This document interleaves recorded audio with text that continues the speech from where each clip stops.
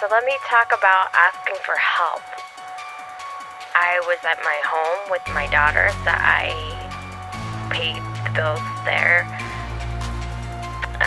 I was being gaslighted from getting my money that was in my 401k for 10 years, and there would be no ability basically to have done what we did without both of us and as a team. And I was a very, very, very good part of our team for sure. So I was being gaslighted out of my savings by my ex-husband. So my mother-in-law and father-in-law were in the background listening to this conversation where my ex-husband's telling me he'll give me $3,000,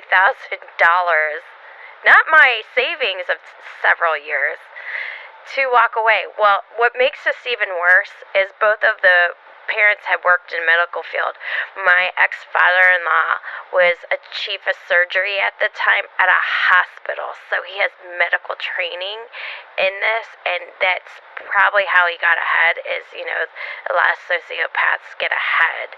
And he was also ended up a regional management after this, and he had been head of a hospital prior.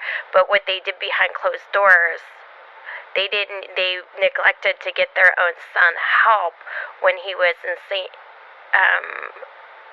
school in Akron, Ohio, private school that had a psychiatrist look at him. And I found this out after divorce, after I asked for the divorce when I was moving out. I found a box of this paperwork and gave it to my lawyer, which is the initial reason they didn't gaslight me out of the kids.